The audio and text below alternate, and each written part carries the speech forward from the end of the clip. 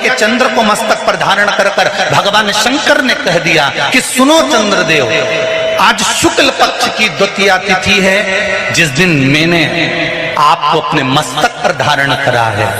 जो भी शुक्ल पक्ष की द्वितीया तिथि को चंद्र का दर्शन करेगा, उसकी जिंदगी में कभी रोग से वो ग्रसित नहीं होगा। हम पहले भी कथा में कहे, आज फिर कहते हैं, जिसकी लीवर, किडनी, जिसकी काया बेकार हो रही हो, चमड़ी सफेद पड़ रही हो, काले काले छट्टे पड़ रहे हो, सोराइसिस जैसी बीमारी हो गई हो, कैंसर जैसा रोग हो गया हो, बड़े से बड़ा रोग, अगर किडनी, लीवर कितना भी बेकार से बेकार हो गया, डैमेज से डैमेज हो गया, उसको शुक्ल पक्ष के द्वितीया चंद्रमा का दर्शन करना चाहिए। और शुक्ल पक्ष के द्वितीया चंद्रमा का दर्शन कर कर प्रदोष काल के समय पर, कौन सा काल? शाम के समय। प्रदोष काल मालूम है सबको? सूर्य जब डूबता है उसके 45 मिनट पहले से, सूर्य डूब जाए उसके 45 मिनट बाद।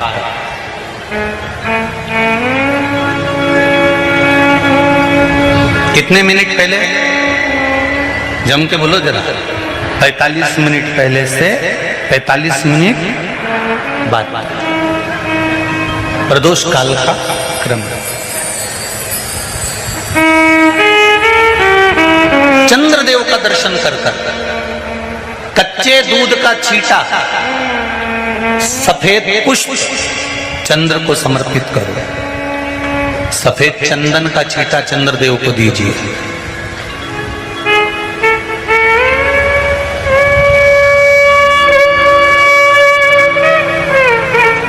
और चंद्रदेव को छींटा देने के बाद जो दूध है उसका छींटा अपने तन पर लीजिए। सफेद चंदन थोड़ा सा अपने शरीर पर लगा लीजिए। कितना भी विषम से विषम रोग हो, कितना भी किडनी, लीवर, चाहे कैंसर जैसा रोग हो, मेरा चंद्र शुक्ल पक्ष के द्वितीया के चंद्र में शंकर भगवान स्वयं विराजमान होकर अपने भक्त को रोग से मुक्त करते हैं। द्वितीया के चंद्र।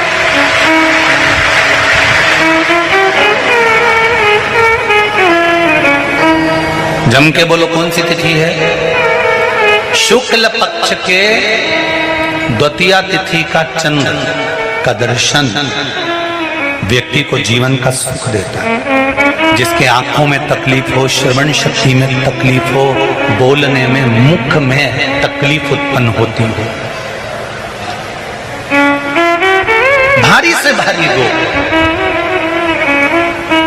शुक्ल पक्ष की द्वितीया तिथि को भगवान शंकर ने चंद्रदेव को अपने मस्तक पर धारण करा। तो शंकर भगवान ने कह दिया, सुनो चंद्रदेव, आज शुक्ल पक्ष की द्वितीया तिथि को मैंने आपको अपने मस्तक पर धारण करा है। संसार में रहने वाला, मृत्यु लोक में रहने वाला, चाहे देवलोक में रहने वाला, चाहे जिस लोक में वो निवास कर रहा है, अगर शुक्ल पक्ष के द्वितीया तिथि के चंद्रमा का दर्शन करेगा तो वो रोग से मुक्त रहेगा।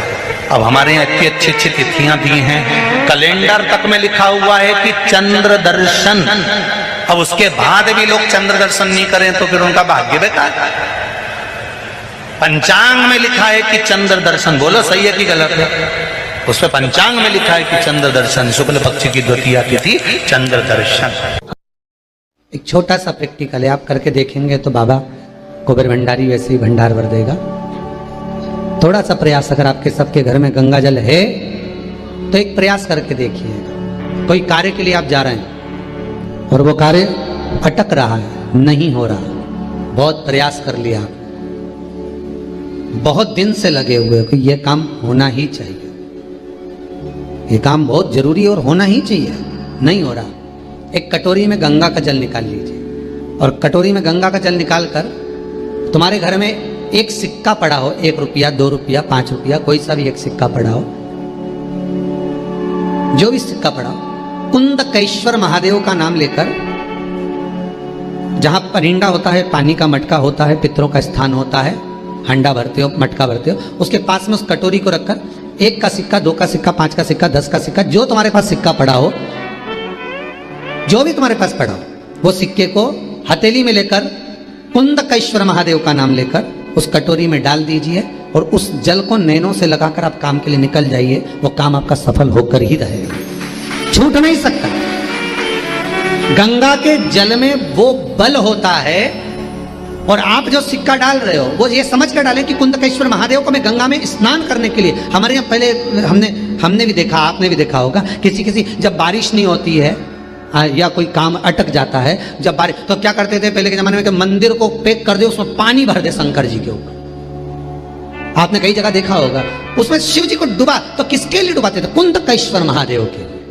ये नियम है कुंदकेश्वर महादेव का। पर आज के जमाने में तो चंपेश्वर महादेव है तो उनको भी डुबा दे, गुप्तेश्वर महादेव है तो उनको भी डुबा दे।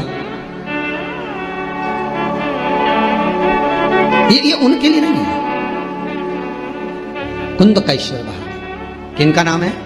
जम के बोलिए, कुंदकेश्वर महादेव। ये कुंदकेश्वर महादेव उस कटोरी में, उस बाटकी में सिक्के को, और फिर जब आपका काम हो जाए, आप जिससे मिलने गए हो, जिससे काम की बात करने गए और काम हो गया, तो वो जल ले जाकर सिक्के के साथ, सिक्का तो डालो मंदिर में, कहीं दान पेटी आदि में, और वो जल भगवान कुंदकेश्वर के नाम से शिव जी को समर्पित कर दो। बाबा से विनती करो, बहुत बहुत साधुवाद है बाबा, आपने मेरी लाज रख ली, मेरी कृपा बनी रहे, बस ये सुख मिलता। कनेर के पुष्प की माला, काय के पुष्प की? कनेर का वो पीला जो फूल होता है, आप टीवी पर दर्शन कर रहे होंगे, कनेर के पुष्प की माला जो ऊपर जलाधारी लगी है, जिस जलाधारी में से बूंद बूंद पानी गिरता है, ये शंकर भगवान की 5 बेटियों का स्थान है। कौन कौन सी बेटी? नाम लो, जया, विषहरा, शामली बारी, दौतली और 5वें नंबर की देव। ये शिव जी की 5 लड़की जो पानी बूंद बूंद नीचे गिरा रही है। शंकर भगवान की बेटियों के स्थान से शंकर भगवान की जो ये जलाधारी है, जलाधारी अशोक सुंदरी वाला स्थान, ये जो जलाधारी है, बेटियों के स्थान से जलाधारी तक जो कनेर के माला बनाकर स्पर्श कर कर लगा देता है, शिवरात्रि के दिन प्रदोष काल के समय पर उस पति पत्नी में कितना भी झगड़ा हो रहा हो, आपस में प्रेम बनना प्रारंभ हो जाता है। अदालत का केस धीरे धीरे समाप्त, अदालती कार्रवाई। यहां तक कहा गया कनेर का पुष्प, भाई भाई में विवाद हो रहा हो, जमीन के लिए विवाद हो रहा हो, किसी प्रॉपर्टी के लिए विवाद हो रहा हो, या किसी अन्य विवाद में पड़े हुए हो, या तुम्हारे दुश्मन बढ़ रहे हो, तो भी कनेर का पुष्प शिव को समर्पित किया जाता है। कनेर सुख प्रदान, आनंद, जिसको कोई ना पाए उसको मेरा महादेव पाए। महाराज खाली न जाता कोई दर से तुम्हारे, मैं भी खड़ा हूं नंदी पाए, अपने हृदय लगा लो, गिरा जा रहा उठा लो। शिव कथा कल कोई माता जी ने पत्र लिखा था, उसमें लिखा था गुरुजी हमारे पत्र नहीं पढ़ते। पत्र बहुत सारे रहते हैं, हम प्रयास करेंगे कल की कथा में आपके पत्रों को भी लिया जाए। नए पत्र आएंगे, उसके साथ आपके पत्र भी कल की कथा में हम लेंगे, प्रयास करेंगे। भगवान शिव की कथा करें। दूसरे नंबर का पुष्प, पहला कौन सा है? बोलते जाओ, पारिजात। दूसरा कनेर का पुष्प, सुख प्रदान करना, आनंद, शिव की प्रियता मेरी प्रिय।